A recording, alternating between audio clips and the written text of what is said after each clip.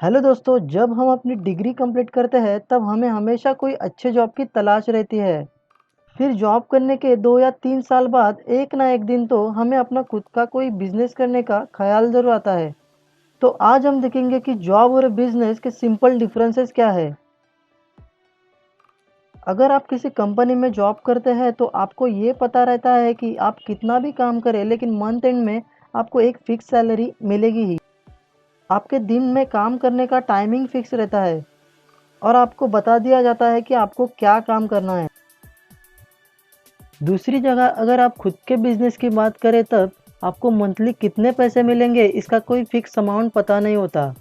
आपका बिजनेस कितना ग्रो हुआ है इसका ख्याल भी खुद को ही रखना पड़ता है। आपको कहाँ कब काम करना है और कितनी देर तक काम करना है ये सब भी खुद को डिसाइड करना होता है। दोस्तों आइए एक एग्जाम्पल लेते हैं जिससे आपको जॉब और बिजनेस दोनों की ग्रोथ के बारे में समझने में आसानी होगी। इस एग्जाम्पल में हम एक बीई पास और एक बीए फेल स्टूडेंट की लाइफ जर्नी देखेंगे। तो चलिए शुरू करते हैं। रामास्वामी अपनी बीई कंप्लीट करके एक बड़े मल्टीनेशनल कंपनी में सिलेक्ट हो जाता है जहां उसे अच्छी सैलरी मिलती है। ये देखकर उसके घर सब खुश रहते हैं और उसे सभी जगह से शुभकामनाएं भी मिलती है। रामास्वामी का पड़ोसी दोस्त माधास्वामी बीए फेल होता है जिसके कारण उसके घर सब निराश होते हैं। अब माधास्वामी का पढ़ाई में बिल्कुल भी मन नहीं था। वह एक बिजनेस करना चाह रहा था और उसके लिए उसे कई सारे सजेशंस भी मिल रहे थे। लेकिन बिजनेस करने के लिए उसे 2 लाख रुपए की ज़रूरत थी जो कि माधास्वामी के पास बिल्कुल भी नहीं थे।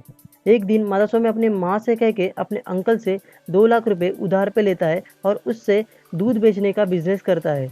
अच्छी सैलरी होने की वजह से रामास्वामी अपना क्रेडिट कार्ड यूज़ करके एक मोटरसाइकिल खरीद लेता है और माधास्वामी अपनी पुरानी बाइक यूज़ करके घर घर जाके दूध बेचना स्टार्ट करता है।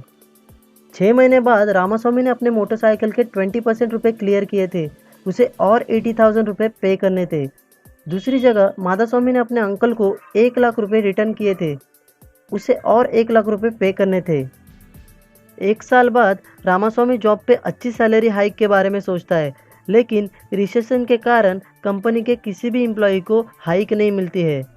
दूसरी जगह 1 लीटर दूध की कीमत 10 रुपीज़ से 14 रुपीज़ होती है जिससे माधास्वामी को 30% प्रॉफिट होता है और उससे वो अपने अंकल को उसके 1 लाख रुपये रिटर्न कर देता है।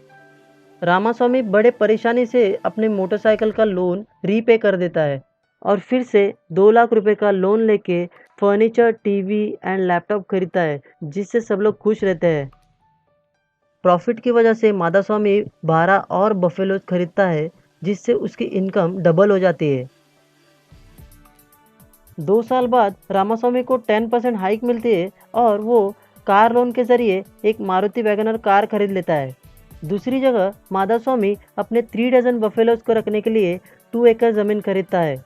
उसी वक्त दूध की कीमत 30% से इंक्रीज होती है जिससे माधास्वामी का इनकम रामास्वामी से 200% ज़्यादा रहता है। माधास्वामी दूध बेचने के लिए एक ऑटो खरीद लेता है और 2 साल बाद रामास्वामी 40 लाख का लोन लेके एक घर खरीदता है। और दूसरी जगह माधास्वामी के पास 126 बफेलोज रहते हैं और उसके पास 2 घर भी रहते हैं। अब रामास्वामी को 10% हाइक मिलती है और दूसरी जगह दूध की कीमत 40 रुपीज़ तक बढ़ जाती है जिससे माधास्वामी का इनकम रामास्वामी से 500% ज़्यादा रहता है। माधास्वामी 2 कार भी खरीद लेता है। दोस्तों रामास्वामी परेशान था क्योंकि 5 साल बाद माधास्वामी 4 करोड़ रुपीज़ का ओनर था और उसकी मंथली इनकम 5 लाख थी और उसके पास 25 वर्कर्स भी थे, जबकि रामास्वामी की इनकम 7 लाख पर एनम थी और उसके ऊपर 40 लाख रुपए का लोन भी था। दोस्तों 2008 में दूध की कीमत 10 रुपीज़ थी जो कि अब 40 रुपीज़ है। वैसे ही 2008 में गोल्ड की कीमत 12,500 थी जो कि अब 30,000 है। इतने सालों में एक एवरेज एम्प्लॉय की सैलरी सिर्फ 30% से बढ़ती है, जबकि कमोडिटीज़ की प्राइसेस 300% से बढ़ी है। दोस्तों अगर आपको हमारा ये वीडियो पसंद आया तो लाइक और कमेंट ज़रूर करें और हमारी नेक्स्ट वीडियो को देखने के लिए हमारे चैनल को सब्सक्राइब ज़रूर करें।